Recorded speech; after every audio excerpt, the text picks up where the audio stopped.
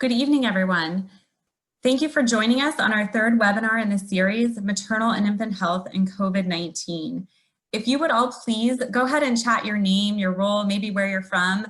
Just provide a little bit of information so we can tell who's in our audience today. You can put that in the chat, just the little box at the bottom of your screen there. Just a few items of housekeeping. We will have all listeners muted throughout this session, so we eliminate some background noise. We will make sure that you're able to voice your questions at the end of all of the presentations. If you'd like to pop your question into the Q&A box at the bottom of your screen, we can answer those as we go along, non-verbally, and then we can have some engaging conversation about those questions when all of the panelists are finished presenting. Our web series is being recorded. That is audio and video. It will be posted with a link for all who registered through Eventbrite today, and you're welcome to share that with your networks. We'll also make sure that's on our cpcqc.org website for your viewing pleasure. My name is Jamie Cabrera. I'm the Executive Director of the Colorado Perinatal Care Quality Collaborative, or CPCQC. I want to welcome you all for joining us tonight. I am so thankful that you're here and hope that you will really enjoy the content. We have some amazing speakers, and hopefully you'll engage in some great discussion about this really important conversation that we're about to have. We know that one of the most concerning impacts of this COVID-19 pandemic is the exacerbation of deeply rooted inequities in communities of color. Health disparities stemming from structural racism have contributed to the COVID-19 pandemic's devastating toll on Black, Indigenous, and Latinx populations. We must and want to acknowledge the historic causes of mental health challenges, the legacy of racism, homophobia, transphobia, albinism, economic stressors, and systemic failures that have contributed to the mental health struggles that we're seeing. This pandemic presents the largest public health threat the medical profession has faced in at least a century. In responding to this crisis, we must acknowledge the unnerving reality that we have to weigh the relative risks of this pandemic and this infection against the mental health risks associated with that infection control. We know that anxiety, isolation, and depression are on the rise, specifically in the pregnant and postpartum population, but even more so in people of color. We know there are barriers to high-cost care, there are lack of service providers in communities, there are often cultural beliefs that mental health treatment might not work, and there is definitely a lack of trust in the healthcare system. We have a mental health system where our workforce doesn't represent people of color, and there are not a lot of peer supports offered. There is clearly a stigma about mental health, and especially in communities of color. We have language barriers and providers who aren't able to speak native tongue of the population that they're serving. There's racism, bias, and discrimination in many of our treatment settings. And on top of that, there are socioeconomic factors like lack of transportation. Certainly childcare is one of the biggest concerns that this pandemic is seriously highlighting. People don't have paid leave after delivery or have time off from work and are challenged with different situations of working from home, going into the office, and a number of other things that are truly becoming obstacles in caring for their families. At CPCQC, our role as a state perinatal quality collaborative is to help transition the culture of care. We must deepen our capacity. We must listen, we must understand, and we must respond to our community's needs in gaps of care and services. We must ensure that all of our quality improvement work embeds equity. Every time we engage care providers in initiative, we must engage families, patients, and the communities. We must consider respectful care that is patient-centered decision-making and is part of a true cultural change. Our birth equity initiatives must support systems and a culture change at the hospital level. So we are thrilled today to have you hear from experts in the field, both nationally and locally, to learn more about the work that's happening in our state, how you can get involved, and most importantly, raise awareness for the needs of the community so that we can partner together to address and meet those needs. So with that, we're going to kick off our webinar with our first speaker, Latasha Rouse. Latasha is a doula at Birth Sisters Doula Services. She is also a patient and family advisor at the University of North Carolina at Chapel Hill in the pediatric department. Her journey as an advisor began 7 years ago after having triplets at 26 weeks gestation via emergency vaginal delivery. Early on, her work was focused on bringing a parent's perspective to the newborn intensive care unit and the antepartum improvement committees at Wake Med, where she served as a member of the NICU's Vermont-Oxford Network quality team. Her passion is helping parents develop their voice and partner with their medical staff and help the medical staff learn and make improvements based on the care from a patient's perspective. Latasha, the stage is yours. Thank you. That was such a wonderful introduction. I'm going to talk to you about framing race, maternal health, and during the time of COVID. Next slide. All right, so we've heard about all the disparities, we've heard about the history, and we talked about trauma. I kind of like to tie those together so that people get the picture and how they all relate, because there are sometimes where we don't tie them together and they're all out there on their little islands, and we know they connect, but we're not thinking about it as we're working with people. So go over the stats of, Black women are 2 to 6 times more likely to die of complications of pregnancy more than white women. And they're usually the diagnosis was hemorrhage, pregnancy-induced hypertension, or embolism. Black infants are 2 times more likely to die in the first year of life than a white infant. And Black women have a higher rate of perinatal mood disorder than white women. And during all of that, usually what people want to talk about is how do we change the breastfeeding rate? So let's tie it all together before we get there. So we have to go back and talk about some history. So we got to this point because of some things that happened in the past. The father of gynecology, Dr. Marion Sims, and his experiments that led to the creation of some tools that are still used today, and some of those initial observations that he made are still alive. And the idea of Black women not having as much pain as other women and not being able to feel it. Some people believe that their nerve endings are different, that their skin is different, and all of those things still exist. So when you start to look at the history and you talk about Tuskegee, and even in a lot of different states, even here in North Carolina, we've had for 10 years or so, 1958 to 1968, there were sterilizations that were happening, and women did not consent to them, and they were sterilized without their consent. And so there's a lot of distrust, and it's a real thing, and it's something that definitely is warranted. And so you think about those things and that those stories being transferred between generations, and how those kinds of traumas vicariously through hearing about what happened in the past to people in my community, how that already creates distrust. So then when we talk about traumas, and that's one of them, but then you have your singular trauma. So say you are a woman who, while in college, was raped. That's a single incident. So if that is the only trauma that that person has, their chance of recovering is about 75%. And then if nothing else happened. But then if you add on to that a complex trauma or repeated trauma, someone who had a parent that wasn't there, or you add on to that, being raped several more times through her life, it starts to become, it's not just what happened that one time. Now I might be the problem.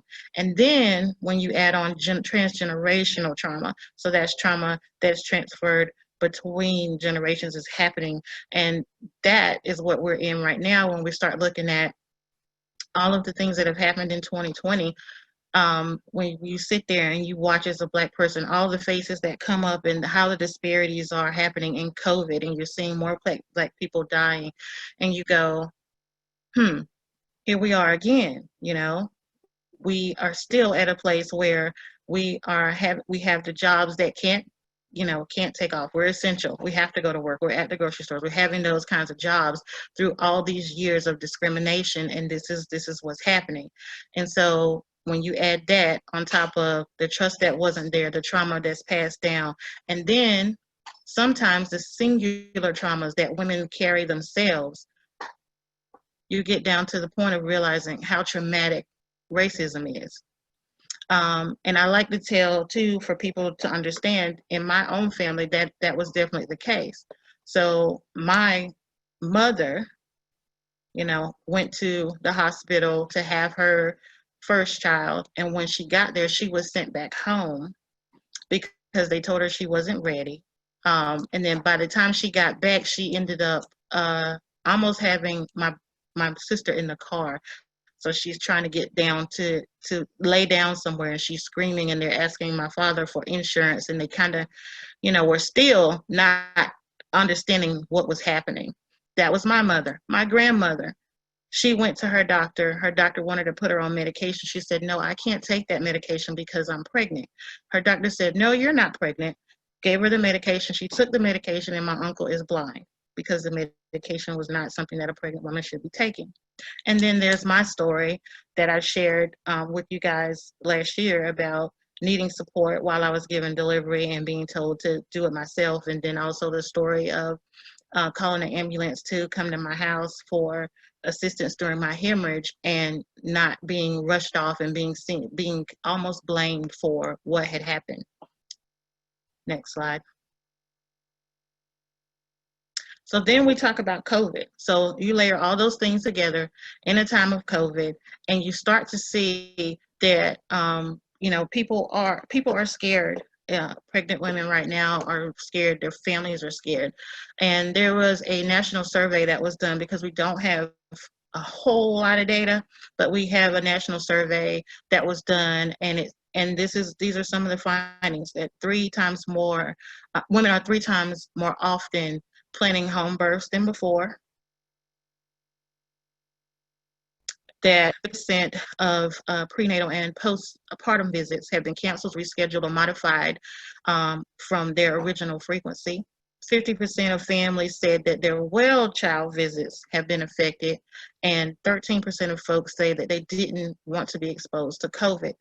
Then you also have what we had before, which is a fear of interacting with the healthcare system, but they didn't have a percentage of people that said that.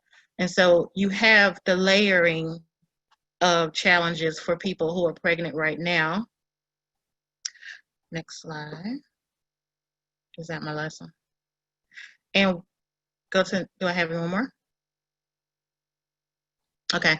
And so when you layer all those together, I had a slide that was going to talk about opportunities. Oh no, did it cut off? My Zoom, it just cut off. Oh, it looks like her Zoom dropped. We can pause for a second here and see if she's able to rejoin, but it looks like Latasha was going to speak about some of those opportunities. So she's popping right back on. So bear with us just for a moment here.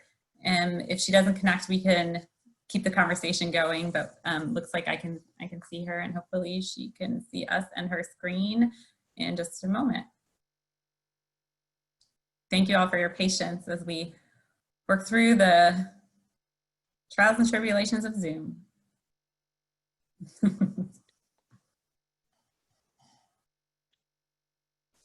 Okay.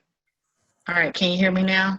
Yes, perfect. Okay. Can you hopefully see your slide? I can. Hopefully my video will come back up, but I'll keep going. Okay. And so some opportunities that we have in this time is that we can customize some content around people who are undergoing or were undergoing fertility treatments and who are pregnant and who need pediatric care during COVID. There are so many questions that people have that have gone unanswered because everybody's so busy, and getting that content to them is super important, and help them to understand where they can find reliable information, and helping them, navigate telehealth, because that is a challenge for some.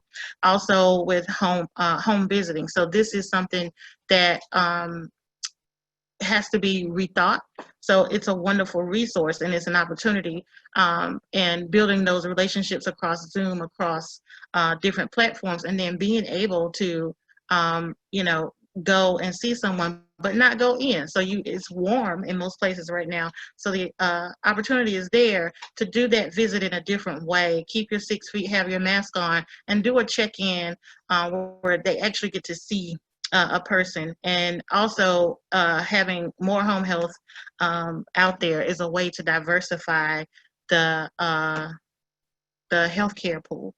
And then also I've seen this several places where hospitals aren't doing as much education now, and so they have platforms where they have doulas and childbirth education and lactation on call, and people are able to schedule and call in, and they just kind of rotate the schedule, so they have someone available to them that can answer those questions and can get them connected to the resources in the community or whatever, because there's so much going on, and it's hard sometimes to get direct contact with a person.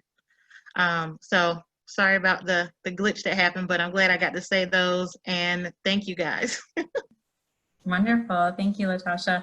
And just a reminder for those on the call and some who may have joined us a little later, you're welcome to throw your questions down in that little box on the bottom, Q&A. We'll make sure to tee those up so we can answer them live together after all the presenters are finished.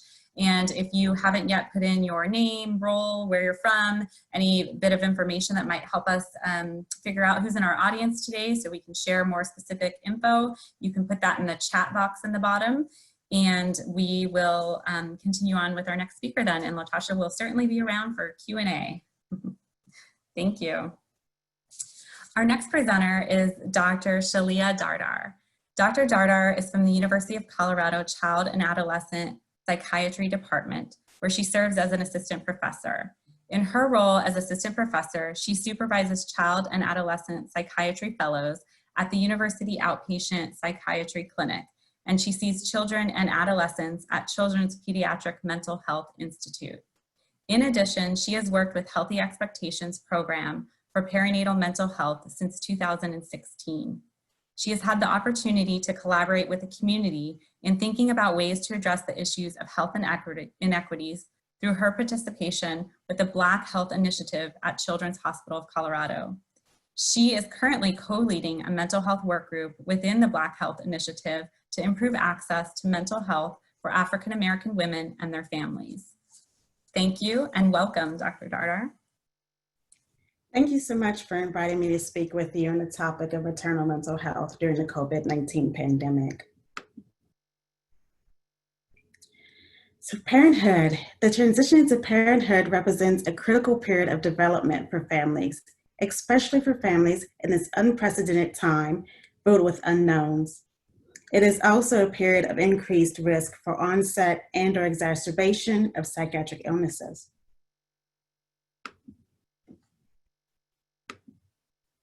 Can we get next slide? Thank you. Since the first cases of COVID-19 has spread across the world, what we're seeing is that those who are pregnant or in the postpartum period have faced an increase in the number of stressors. These stressors may be related to concerns regarding the health and well-being of the unborn child, or worries due to changes in the usual day-to-day functioning. With various physical distancing and stay-at-home measures implemented to mitigate the effects of the virus, women have experienced changes in birth plans, limits in support persons during delivery, and increased social isolation in the postpartum period. They have experienced a lack of previously utilized coping skills, such as physical activity and utilizing family or friend supports and for other household tasks or infant care. As more people are staying at home at work and navigating parenting roles, there's been changes in in parenting roles, and some families are experiencing the financial stressors of job insecurities. As we continue to look at the short-term and the long-term effects of social isolation on mental health, there's a concern that increased stressors on pregnant and postpartum women are increasing a potential risk for the development of mental health problems such as depression, anxiety, post-traumatic stress symptoms. In the interest of time, I'll skip over the statistics, facts, and symptoms of perinatal mood and anxiety disorders, but I do want to talk briefly on the fact that maternal mental health conditions have significant impacts not only on maternal well-being, but also on infant outcomes and the mother-child relationship. Relationships are key, and caregiving shapes development. Studies have shown, for example, that caregiving shapes the basic biological rhythms of sleeping, waking, and eating. Early experiences, both positive and negative, have a decisive impact on how the brain is fundamentally wired. And through repeated interactions with emotional available caregivers, the brain also learns basic skills in self-control, emotional regulation, and negotiation. Next slide. Untreated perinatal mental health struggles have the potential of affecting health and development outcomes throughout the lifespan. Untreated perinatal mood and anxiety disorders can also affect caregiving, safety practices, and interactions. Next slide. This study highlights one study's finding of parenting practice among mothers who identified with depressive symptoms at well child care visits. It gives an idea of some of the mechanisms that contribute to the poorer health outcomes. Next slide. The effect of perinatal mental health disorders are mediated by chronic exposure, stressing the importance of early treatment for mothers and the relationship. Treatment programs addressing mother-infant relationships using evidence-based techniques can improve outcomes for mothers, their infants, and the mother-infant relationship in women experiencing perinatal mood and anxiety disorders. COVID-19 has highlighted longstanding inequities in the healthcare for communities of color and amplifies the social and economic factors that contribute to poorer health outcomes. In addition, there is racial disparities in the rates of maternal and infant mortality and morbidity, and concerns that these disparities will only widen in the midst of the pandemic. The Children's Hospital Colorado Health Advocacy Institute has partnered with the community in the Black Health Initiative to address the community's need for increased access to culturally responsive care, disrupt the health inequities and disparities, and reduce the rate of preterm births and infant mortalities among African American mothers and their babies.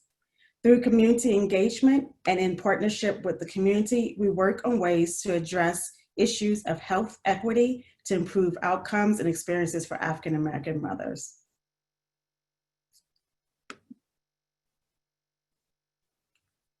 Next slide.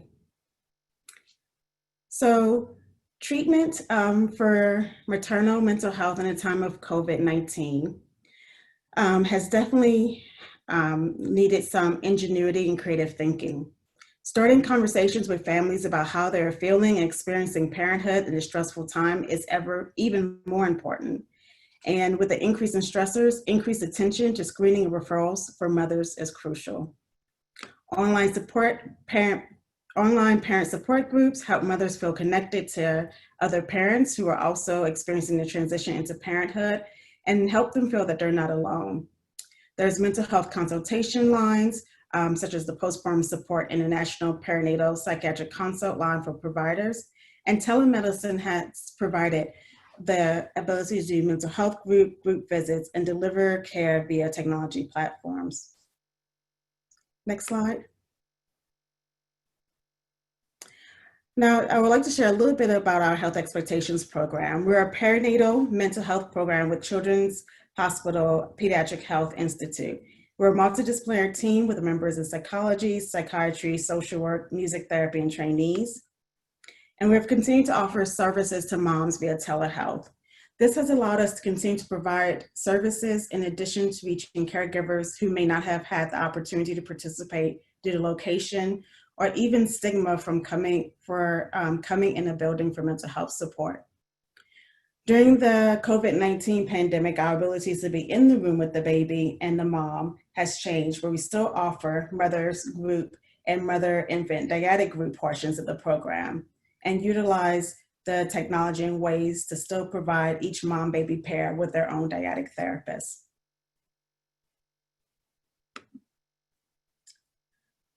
Next slide.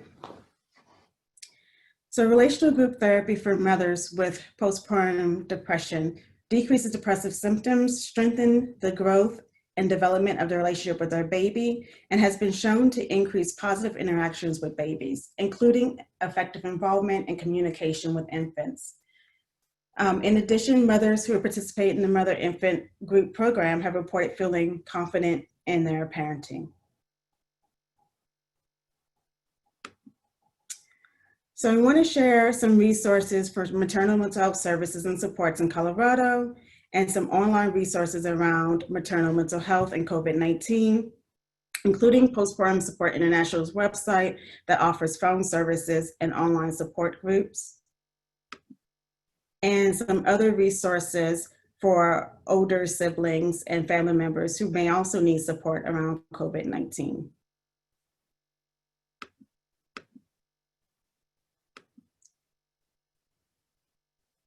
Thank you very much. Thank you, Dr. Dardar. And for those on the line, we are sharing the links of the resources in the chat. We know that's a lot of information, and you're focused on the webinar, so it's hard to click on those instantly. We will make sure that those are all included in the link that you receive to the recorded webinar after today's event is finished. So no worries, we'll make sure you get those. And there are also some great resources through our Colorado Maternal Mental Health Collaborative and Framework, and those are on the website as well. So we will make sure that you get a link to those. Our local community groups and participants in the Maternal Mental Health Collaborative and Framework have done a great job of compiling some of those resources too. So lots of resources to share. We'll make sure we get all that information to you. This program sounds amazing, so thank you for sharing. I think we could certainly use a model like this in many other facilities and many other care providers to understand how we can co-locate medical services, behavioral health services, and a number of the things that you mentioned to really meet the needs. So thank you very much for that. Our next speaker today is Melita Quantz. Melita's love for immigration justice started while living on the US-Mexico border for 6 months during her undergraduate studies. She also spent summers living in Bolivia, the ages of 14, 16, and 17. Melita is originally from northern Indiana, where she grew up as the only daughter sandwiched in between two brothers. Melita spent 7 years living in Tucson, Arizona, where she ran a 24-hour bilingual crisis intervention program for LGBTQI survivors of violence. She then moved to Colorado in 2013 and has worked as a birth and postpartum doula and infant massage instructor in her own business, Braving Doula Collective. Melita came to La Cocina as an intern in January of 2019. She earned an MA in Marriage and Family Therapy from Regis University in December of 2019. She chose to continue working with this amazing Latinx community of Colorado as a family therapist. Additionally, Melita is the program manager of La Cocina's immigration justice program, Mind Over Border. We're so excited to have you here, Melita, and can't wait to hear what you have to share. Thank you so much for having me. I'm really happy to be here. Those are just our logos. You can go to the next slide. So a little bit about La Cocina. La Cocina means the kitchen, for those of you who speak Spanish. And the reason that we're called the kitchen is because Dolores Huerta and Cesar Chavez, who worked with migrant farm worker justice in California, they had this famous quote that said, all revolutions begin in the kitchen. And so we are called La Cocina because of that. We are a Latinx founded and led and serving nonprofit organization in Colorado. We were founded in January of 2017 by Dr. Janina Fariñas, who's our CEO and our fearless leader. She worked with 3 students from Colorado State University who were all outraged by the lack of mental health services for the Spanish-speaking immigrant population, especially following the 2016 election. They decided to do something about that. In the first 10 months of existence, La Cocina served over 50 immigrant families. We now serve somewhere between 300 and 400 immigrant families. We haven't done a count recently. I'm sure it's closer to 400 now. And our mission is to dismantle systems of oppression and co-create paths to liberation by providing full access to traditional and non-traditional forms of mental health and health equity support services. You can go to the next slide. So our programs are Mind Over Border. That's the program that I run, where we conduct forensic mental health assessments for immigrants seeking asylum in the United States. That can help improve their chances of getting asylum by upwards of 80%. So that program is entirely funded by donations and grants. So we provide these assessments for free to the community. Normally they would cost an immigrant between $1,200 and $1,700 to have an assessment done, which you can guess that someone who has left everything behind to seek asylum in the United States doesn't have $1,200 to spend on a forensic mental health assessment. Our next program is Mil Días de Amor, which means 1,000 Days of Love. That's our program for families that serve families that have children ages 6 and under, specializing in infant and maternal mental health. And then we have La Cocina 6+, which is just everyone else who comes to seek our therapy services. We also have the Respiro team, which is something really unique to what we provide. We've always talked on our team and amongst us that all of our clients deserve to be treated with dignity and respect. Part of the way that we provided that before COVID was we provided childcare during all of our group programmings, and we provided food. And so we all ate together and we took care of people's children so that they could come to the group and not have to worry about finding childcare because of some of the things that have already been mentioned by my colleagues here. So our Respiro team, which means respite in Spanish, is the team in charge of childcare, and they've come up with some really cool ways to do that during COVID-19, and I'll talk about that later. You can go to the next slide. So what makes Latinx folks at additional risk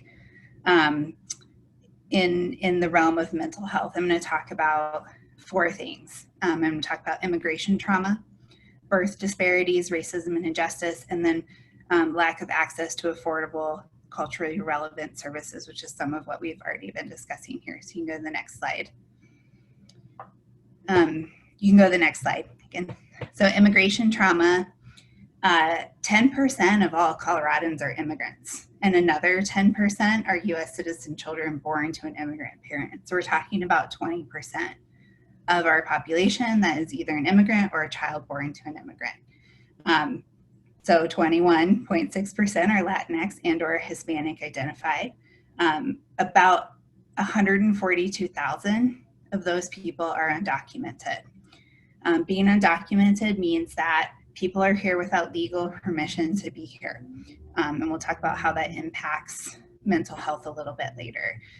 In general, immigration trauma has been shown to lead to higher levels of depression, anxiety, post-traumatic stress disorder, family violence, and substance use. And now with COVID-19, we're looking at a lack of access to treatment programs for substance use, more people who are stuck in their home together if there's family violence going on. And also the toque de queda, the word in English, the quarantine that has been in place. We have people who have come here from countries where they've been put on a quarantine or a lockdown, more accurately, in their countries for much more scary and violent reasons. And so we're seeing some PTSD related to the lockdowns that have been happening and the amazing protests that have been happening as well.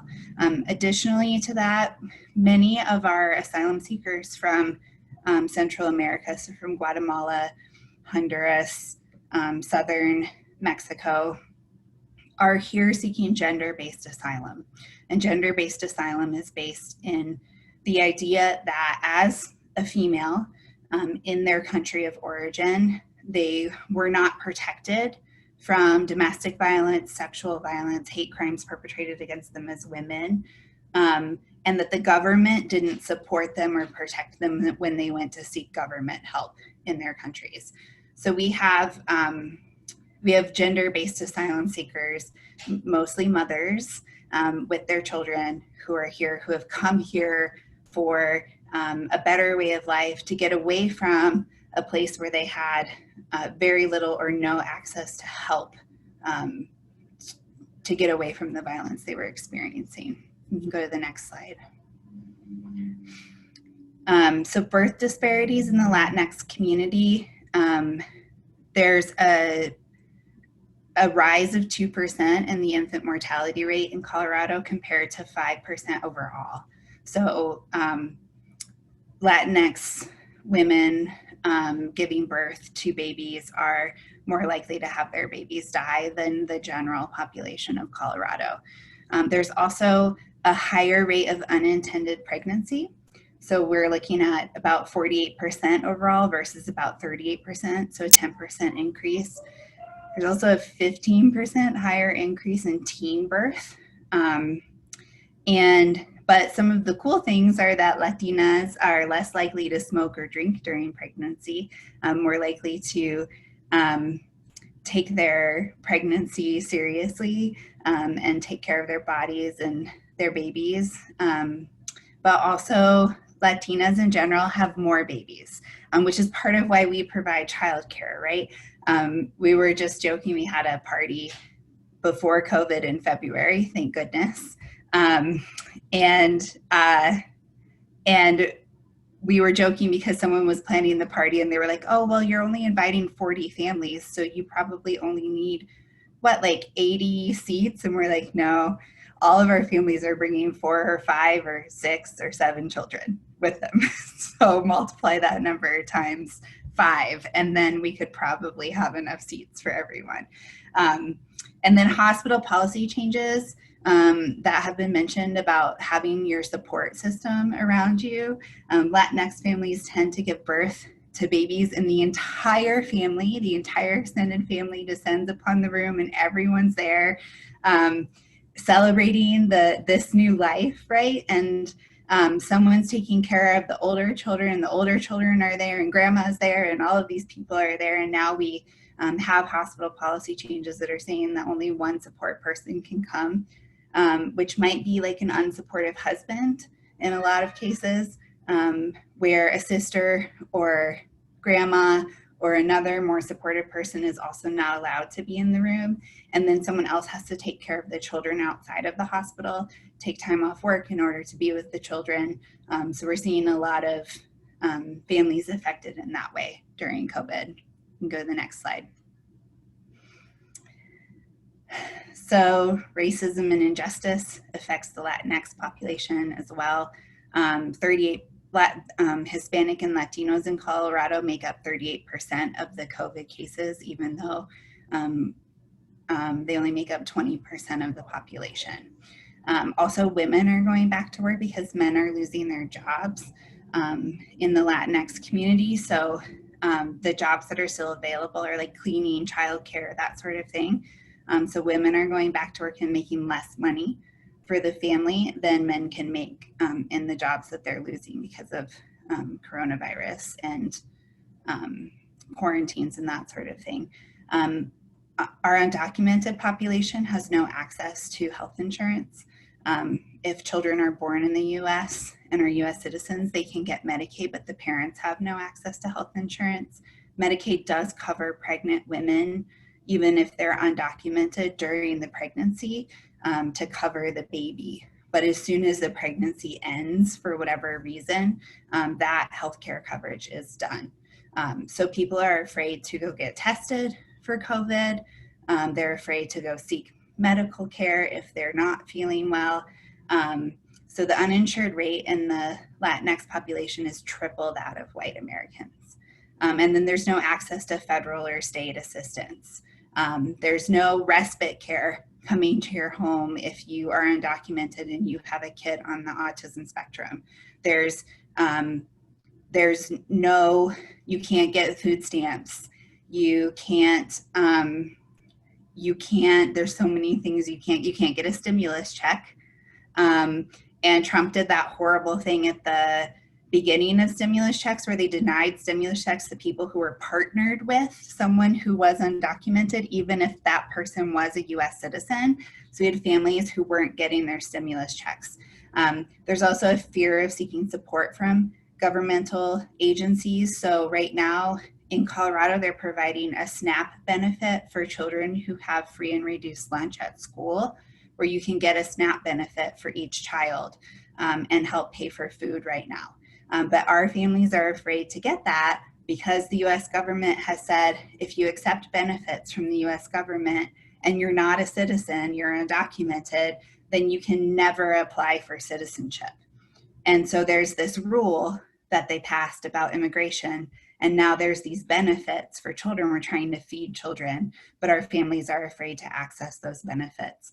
Housing, we've had families who have been kicked out of their homes because of failure to pay rent, even though that's illegal, because they don't want to go to the government agency that could protect them from losing their home.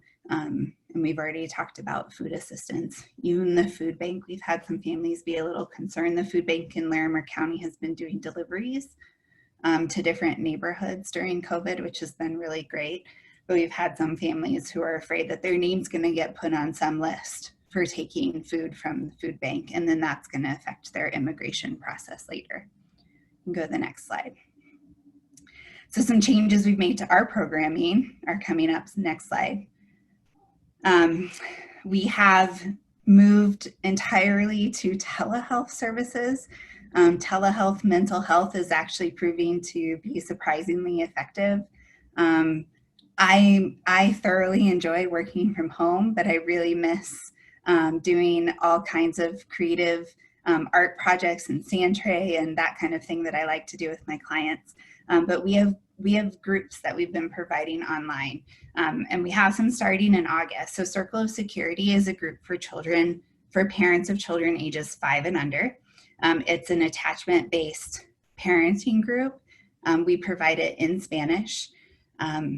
It'll be online. It can be anywhere in Colorado.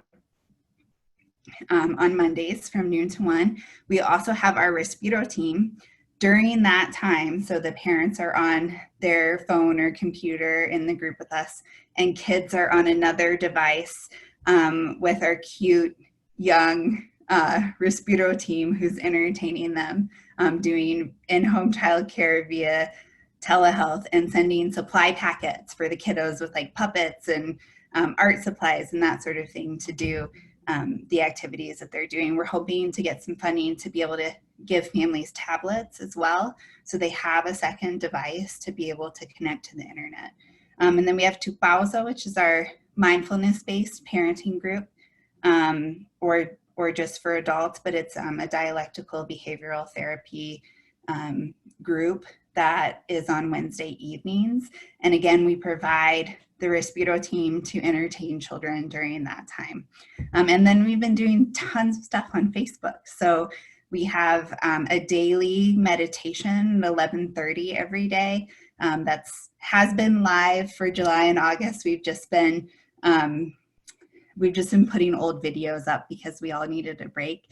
But we've been going live at 11:30 Monday through Friday since the beginning of March, doing a quick 15-minute mindfulness meditation with everyone. And then on Thursdays right now, we have a program called Al Divan, which means your couch. So like from your couch, you can find out about your health needs in the Latinx community and mental health.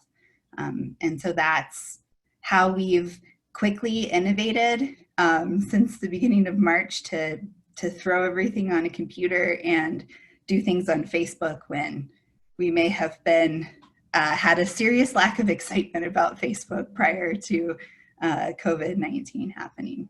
So next slide, I think it's just the end, and there's our website. You're welcome to access. Thank you for having me.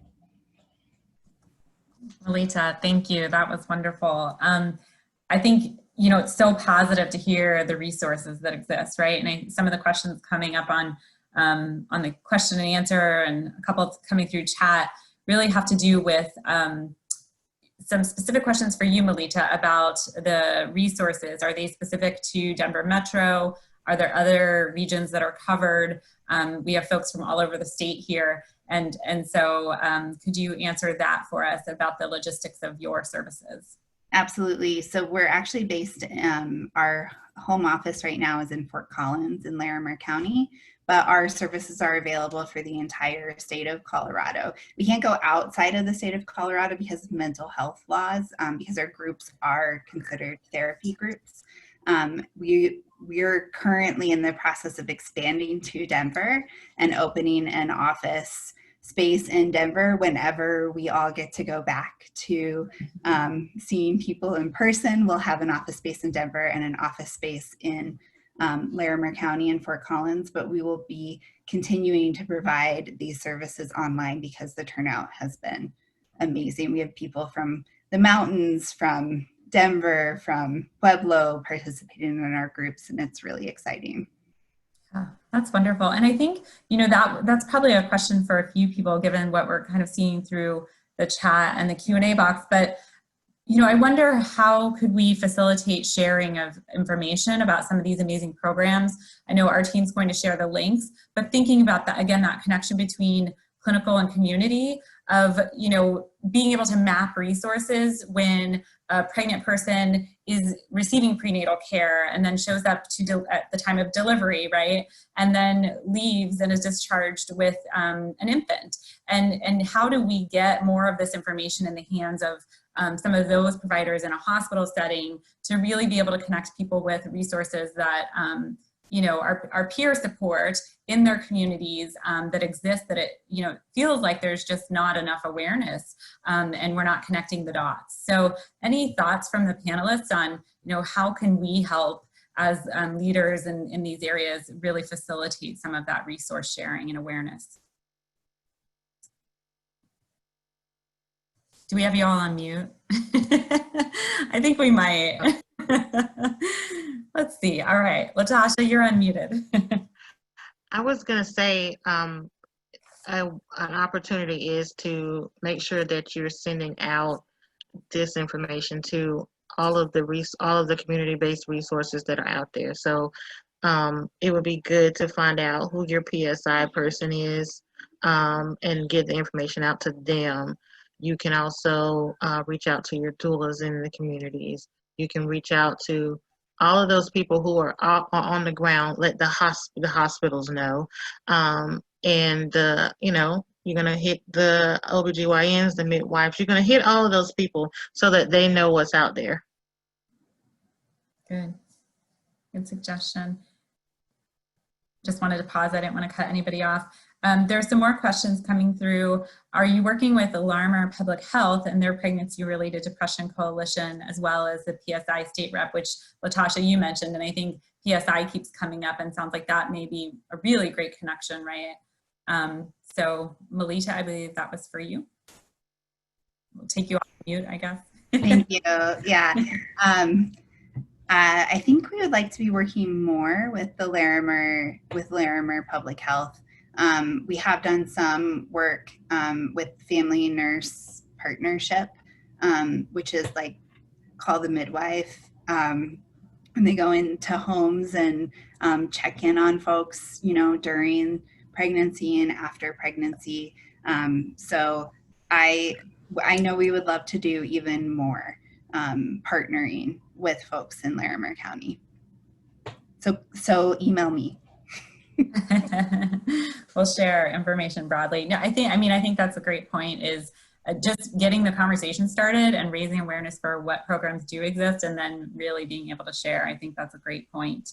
I'm seeing, just want to make sure I'm catching comments and chats, questions here. Somebody mentioned mental health providers in school districts would be a great start to share resources. So I think that's something we'll take down for sure. I think, like somebody mentioned, really starting in the counties and trying to connect those dots as well, right? With a lot of times the county resources know local community resources.